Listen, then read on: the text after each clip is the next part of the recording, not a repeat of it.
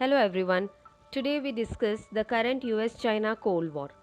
In defense, trade, technology, media and diplomacy, among other areas, the rancor between the Trump administration and China's ruling Communist Party is worsening. Tensions are mounting between the two nations by the day, the two nations entering a dangerous territory leading to talk of a new Cold War. It is a dangerous idealism of US competing with China. In recent years, China experts in the US have debated the true extent of Beijing's global ambitions. According to the dominant poll in this debate, China seeks nothing short of becoming the world's preeminent power and doing for the 21st century what the US did for the 20th. Those who adhere to this hard view of Beijing's aims call for the US to compete with China, a break from the decades old policy framework of engagement. Tensions between China and the US have reached the most acute levels since the countries normalized diplomatic relations more than 4 decades ago, with the beginning of trade war in 2018 to the most recent American government's ordering that China close its Houston consulate in 2020. Despite US President Donald Trump's repeated expressions of admiration for President Xi Jinping of China, Trump has made China a major campaign issue as he heads into the November election. Trump's administration has increasingly gone global against China, pushing other nations to reject its strings attached aid and telecom titan Huawei and siding unreservedly with Beijing's rivals in the dispute-rife South China Sea. Further, the administration is weighing a blanket ban on travel to the US by the 92 million members of China's ruling Communist Party and the possible expulsion of any members currently in the country, an action that would likely invite retaliation against American travel and residency in China. Stephen Walt, a professor of international affairs at Harvard University, said, "The world's two largest economic powers are engaged in a long term competition over incompatible strategic visions, including China's desire to dominate Asia. China sees Trump as a weak and error prone leader and likely believes the disastrous US response to the coronavirus pandemic presented opportunities to press its advantage. It resembles the US Soviet Cold War in certain aspects, but it is not yet as dangerous as the earlier rivalry. One key difference being the two states are still closely connected economically, although the relationship is now under considerable strain." Craig Allen, president of the US-China Business Council, said, "The two superpowers together represent 40% of global economic output. If we are yelling at each other and slamming doors, then the world is a very unstable place and businesses are not able to plan." Here, we take a look at what has happened in the past few months and years to exacerbate the tensions between the two nations. We begin the discussion with the trade war, that is, the economic conflict that US and China are engaged in since 2018, wherein the US and China have imposed tariffs worth billions of dollars on hundreds of one another's goods. Mr. Trump won office in 2016 partly on his accusations that China was exploiting the country's trade relationship with the US by selling the country far more than it purchased. In office, he decreed a series of punitive tariffs on Chinese goods, and China retaliated in a trade war that has now lasted more than 2 years. US President has long accused China of unfair trading practices and intellectual property theft and the forced transfer of American technology to China. While in China, there is a perception that America is trying to curb its rise as a global economic power. The US has imposed 3 rounds of tariffs in 2018 and a fourth one in September last year, together on more than $360 billion of Chinese goods. The most recent round targeted Chinese imports from meat to musical instruments with a 15% duty, and China has retaliated with tariffs on more than $110 billion, ranging from 5 to 25% on US goods. Trump's tariffs policy aims to encourage consumers to buy American products by making imported goods more expensive. Negotiations are going on but have proven difficult. A truce was effectively declared in January with the signing of what the administration called a Phase 1 trade deal, under which China pledged to boost US imports by $200 billion above 2017 levels and strengthen intellectual property rules, and the US agreed to halve some of the new tariffs it had imposed on China. The White House said it will tackle additional issues in a second phase 2 deal, but analysts say they don't expect anything concrete anytime soon. Nearly all economists who responded to surveys conducted by the Associated Press and Reuters said that Trump's tariffs would do more harm than good to the economy of the US, and some economists advocated for alternative means for the US to address its trade deficit with China. The trade war has already negatively impacted the economies of both the US and China. In the US, it has led to higher prices for consumers and financial difficulties for farmers and manufacturers. The agricultural and manufacturing industry's response has been mixed. In China, economic growth and growth of manufacturing activity have slowed to their lowest rates in decades. In other countries, it has also caused economic damage, although some countries have benefited from increased domestic manufacturing to fill the gaps. It has also led to stock market instability. Hence, the trade war has been criticized internationally. Governments around the world have taken steps to address some of the damage caused by the economic conflict. Among US politicians, some have disagreed with the tactics Trump is employing, but most agree with the goal of putting pressure on China. The next reason for the recent clash between US and China is the coronavirus pandemic. The US president had long sought to stay on friendly terms with his Chinese counterpart Xi Jinping and had initially praised Mr. Xi's government for doing a very professional job against the epidemic, which first emerged in the central Chinese city of Wuhan late last year. However, as the pandemic started worsening in the US, Trump and his subordinates started blaming China for spreading the coronavirus and since then repeatedly described the virus in stigmatizing terms, calling it the Wuhan virus, China virus, and the Kung flu. On July 4, 2020, Mr. Trump said China must be held fully accountable for the pandemic. Further, the administration has also defunded and ordered a severing of ties with the World Health Organization, accusing it of having abetted shortcomings in China's initial response to the outbreak. Moreover, the Justice Department accused Chinese hackers of attempting to steal information about American research on a virus vaccine. The officials also say the US might have been able to help contain the virus had China not initially refused to admit international experts, including ones from the Centers for Disease Control and Prevention, into Wuhan. Chinese interference probably caused the world community 2 months to respond. American officials are also angry that Chinese leaders are not acknowledging the US efforts, like it sent 18 tons of medical supplies to China on charter planes used to evacuate American citizens from Wuhan. In early February, US had also pledged $100 million of aid to China and other nations to fight the virus. Further, senior administration officials are outraged over China's propaganda campaign playing up its efforts at sending medical supplies around the world. They feel it's a clear attempt to whitewash the Communist Party's reputation both at home and abroad after a failed response to the outbreak.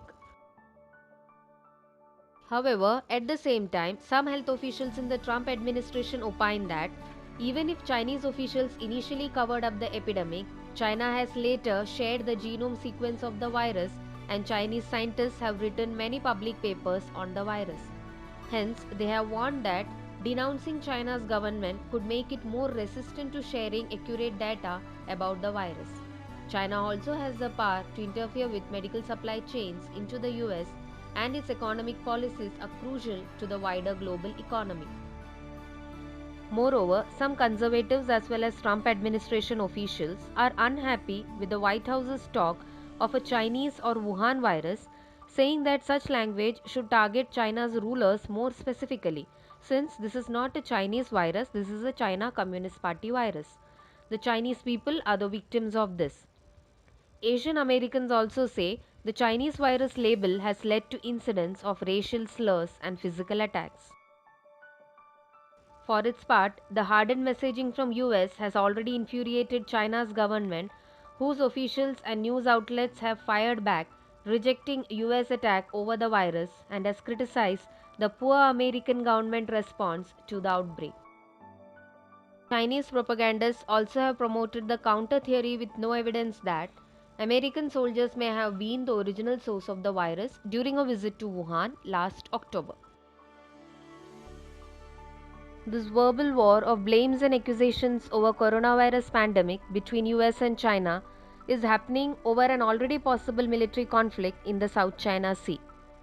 China has aggressively asserted its stake on its sovereignty in the South China Sea in recent years. The intimidating Chinese activities in the South China Sea range from claiming 90% of the sea, including the territorial waters of the shore and islands claimed by the countries like Vietnam, Malaysia, Philippines, and Indonesia, constructing man-made islands on the reefs in the sea, which is against the United Nations Convention on Law of Seas, followed by the militarization of the islands and exploration of resources including fishes, oil and natural gas in its claimed territory. These Chinese claims affect the nations like Japan and Australia too, affecting their access to the sea routes between Indian Ocean, East China Sea and then to the Pacific. As far as US is concerned, it has military ties with its allies in the Southeast Asia, which are worst endangered by aggressive Chinese policies there, and is obligated to provide them military assistance to deter any aggression from China in South China Sea. US has also engaged in Quad, which is a quadrilateral dialogue with India, Japan and Australia under the principle of freedom of navigation in international waters, thus trying to ensure its unhindered access and trade in the Asia Pacific. In such a geopolitical condition, the US recently made a statement on July 13 rejecting China's sovereignty and maritime rights over Nansha Spratly Islands in the South China Sea. State Secretary Mr. Pompeo said that the Chinese government has no legal grounds to unilaterally impose its will on the region. Further, on July 25, in one of the strongest attacks by the US on Beijing's illegal territorial claims in the strategic waters of South China Sea, Mike Pompeo stressed that Washington's policy in the region is crystal clear and said that the disputed territory in the South China Sea is not China's maritime empire. If Beijing violates international law and free nations do nothing, history shows that the Chinese Communist Party will simply take more territory. China Sea disputes must be resolved through international law. Thus, the Trump administration has recently hardened its stance towards Beijing, especially as relations between the two global superpowers continue to deteriorate in wake of coronavirus pandemic, as well as cohesive behavior with its neighbors including India at Ladakh. With regard to military operations, the US has kept expanding its vessel and aircraft operations in the South China Sea.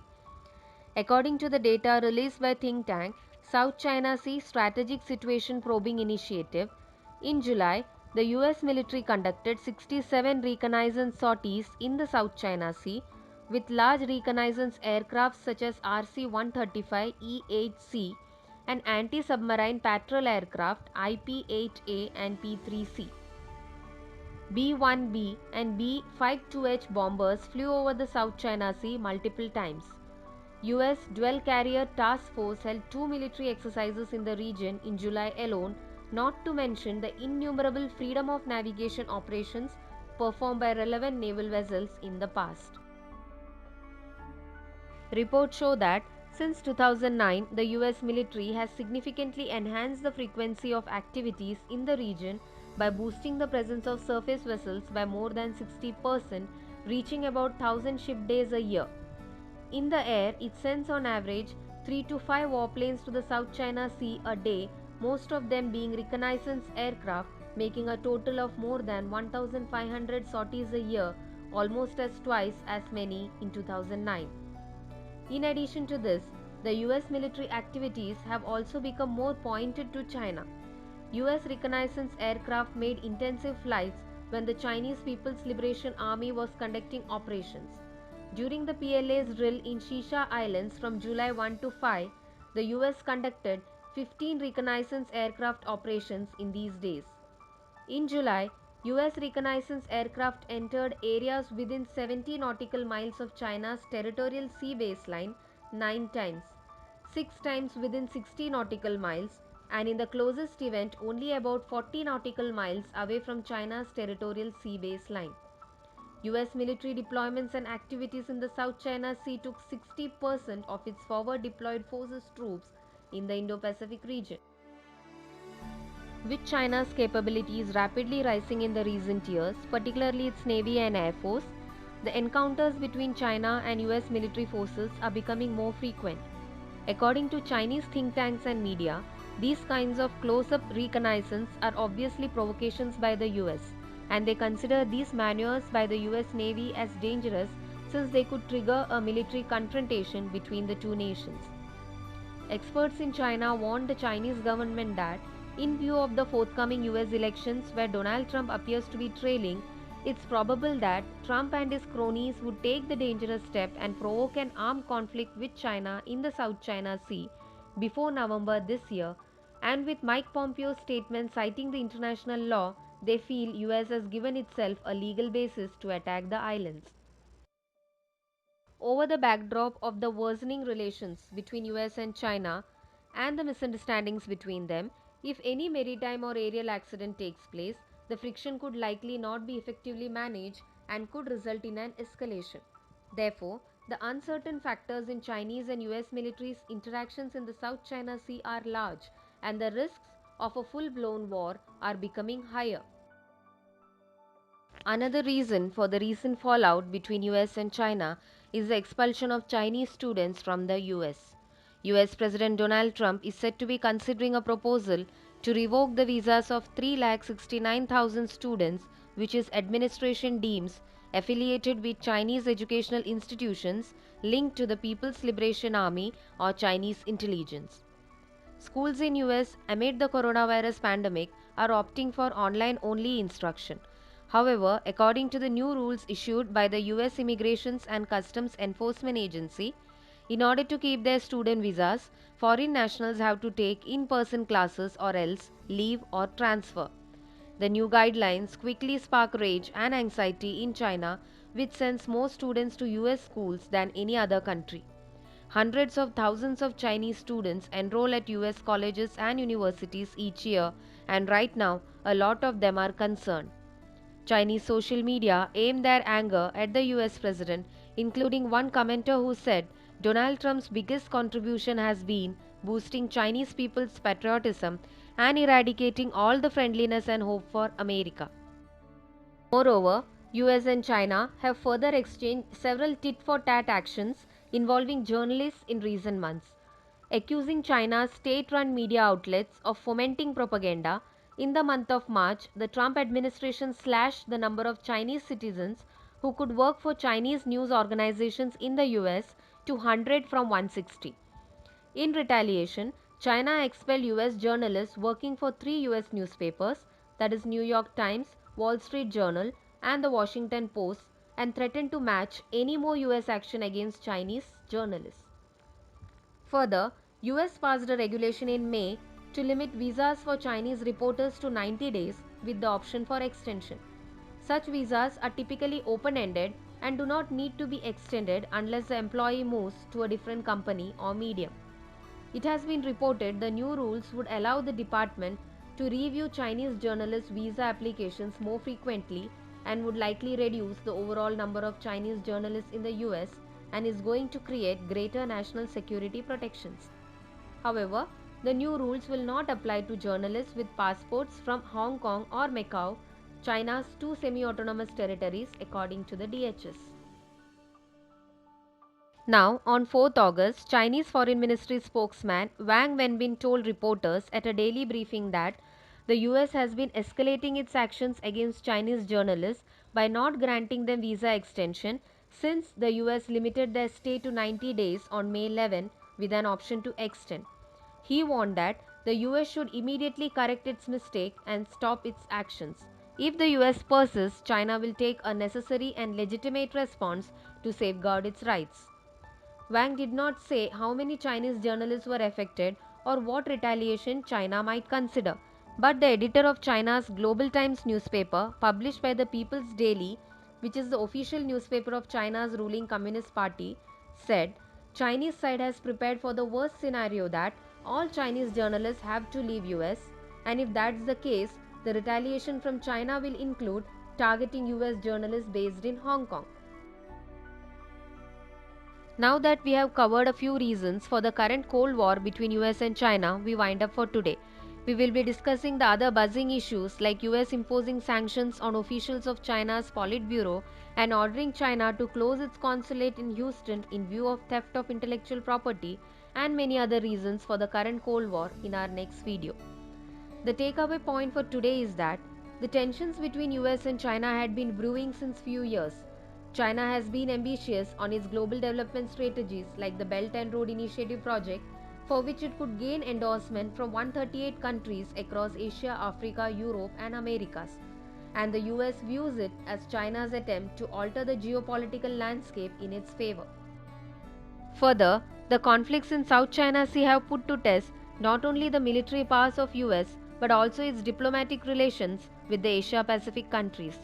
This tense geostrategic environment has been further strained by the worsening coronavirus pandemic in the last few months, which has been followed by a few political issues too, which we will be discussing in the upcoming video. All this painting an alarming picture of a Cold War between the two greatest economies, US and China, potentially affecting the lives of people across the globe. And that's all for today. Thank you.